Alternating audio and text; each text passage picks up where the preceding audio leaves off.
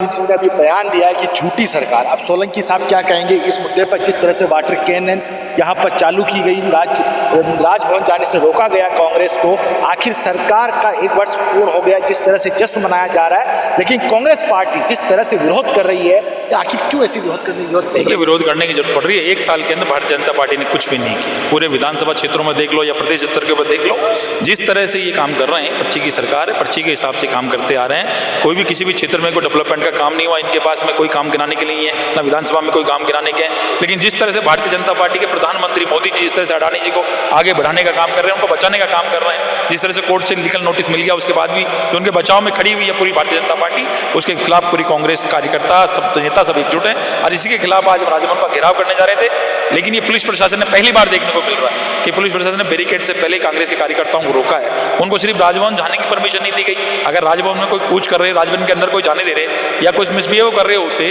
तब तो रोकता उचित था। लेकिन जिस तरह से अनुचितपूर्ण काम किया पुलिस के कार्यकर्ताओं ने, आज पुलिस के लोगों ने, कि आज सिर्फ सभा स्थल के पास में उनको रोक दिया गया।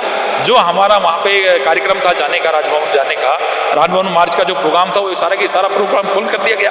ये पुलिस प्रशासन की बहुत बड़ा फेलियर है। सोलंकी जी, जिस तरह से सरकार जश्न मना रही है 1 साल उत्कर्ष परिणाम, ठीक है, इसके पीछे क्या है? कुछ नजर आ रहा है कि कुछ इन्होंने काम? देखिए, कुछ भी नजर नहीं आ रहा। ये सिर्फ जो पहले की योजनाएं थी उन्हीं का शिलान्यास कर रहे हैं, उन्हीं का कर रहे हैं। जो भर्तियां हमारे समय में निकल गई थी वही वेटिंग लिस्टें अभी आ रही हैं। इन्होंने कोई भी एक भी विज्ञापन ऐसा हो जिन्होंने खुद ने विज्ञप्तियां निकाली हो, खुद ने वैकेंसी निकाली हो और उसके परिणाम जारी कर दिए हो, एक बता दो कोई है तो ऐसी चीजें? अभी आपने बोला पर्ची की सरकार, जब उनसे हम सवाल करते हैं वो पर्ची की सरकार कहते हैं कांग्रेस वाले, वो कहते हैं अमर्यादित भाषण। नहीं, अमर्यादित क्या है, वो तो सबको सामने है। ये मैंने थोड़ी देखा है, आपने भी देखा होगा, आप मीडिया के लोग हैं, आपने सबने देखा हो किस तरह से पर्ची निकली। और पर्ची पढ़ते जिस तरह से वसुंधरा जी का चेहरा हुआ, किस तरह से पर्चियां निकल गया, एक आदमी खुश हो गया, दूसरा नाराज हो गया। तो ये पर्ची की सरकार सबने, पूरे हिंदुस्तान ने देखा है। आपके मुखिया कहते हैं कि दिल्ली से पर्ची आती है फिर टेंडर होता है, ये सही है बात? देखिए, ये जो हमारे अध्यक्ष ने कहा है, सारी बातें बिल्कुल सही हैं। उन्होंने, आप खुद देख लीजिए, जो भी टेंडर है उनके आप लिस्ट ले लीजिए। वो कम से कम ये खुद कह रहे हैं कि टेंडर की कॉपी तक नहीं है यहाँ पे। बिल्कुल सही बात कर रहे हैं कि टेंडर की कॉपी तक गायब है। एक प्रदेश के लोग आते हैं यहाँ पे, दबाव बनाते हैं अधिकारी के ऊपर और सारे के सारे टेंडर खुद बना के लाते हैं। ये बिल्कुल सही बात कही है। और उन्हीं लोगों को बड़े टेंडर दिए जा रहे हैं, उन्हीं को टेंडर दिया जा रहा है। इसी तरह से इसलिए मुख्यमंत्री बनाए गए। जब हम ये सवाल भाजपा से करते हैं और उनके मुखिया से करते हैं तो वो कहते हैं कि जो काम करते तो कांग्रेस सत्ता से बेदखल नहीं होती। देखिए, काम करने का उनका है। हमारी योजनाएं बहुत अच्छी थी, लोगों को समझने में काफी देर लग गई। अब लोगों को समझ में आ रही है, लोगों को धीरे धीरे समझ में आ गई। 1 साल में, ये पहली बार है कि 1 साल में किसी सरकार के खिलाफ एंटी इनकम्बेंसी हो जाए।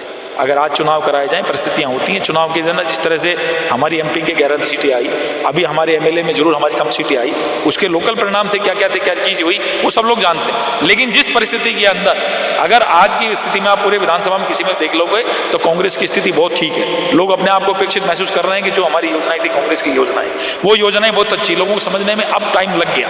लेकिन आने वाले समय में कांग्रेस अपनी सरकार बनाएगी। सचिन पायलट को बयान देना पड़ा कि हम एक है, ये तो बयान आज धरना प्रदर्शन में क्यों देना? नहीं, हम सब एक हैं, एक थे, एक रहेंगे। जब कांग्रेस की सरकार आएगी, सब लोग जानते हैं। तो ये तो उन्होंने यही कहा कि बार बार में ये चीज में सब लोग साथ आ गए, सब लोग साथ आ गए।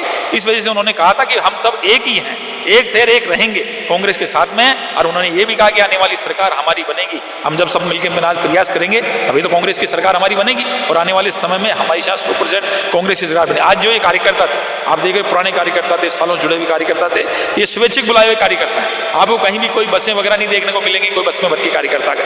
ये कार्यकर्ता में जो कांग्रेस में अपनी निष्ठा रखते हैं, जो कांग्रेस के प्रति समर्पित कार्यकर्ता है, ये सिर्फ वो लोग थे। आज आए, आने वाले समय में जब बड़े आंदोलन होंगे तो और संख्या में कार्यकर्ता आएंगे, बीजेपी की सरकार की सीट बजा देंगे। बहुत बहुत धन्यवाद। एक चीज, एक सवाल, फील्ड में जाते हैं आप? बिल्कुल जाते हैं। तो फील्ड में क्या देखने को मिल रहा है, क्या लोगों की प्रतिक्रिया आती है? कोई प्रतिक्रिया नहीं है। सबने एक प्रतिक्रिया होती है कि साहब बहुत बड़ी चूक हो गई, बस, और उसके अलावा कोई प्रतिक्रिया नहीं। क्या चूक हो गई उनको कि बीजेपी को जिता दिया, हमसे चूक हो गई।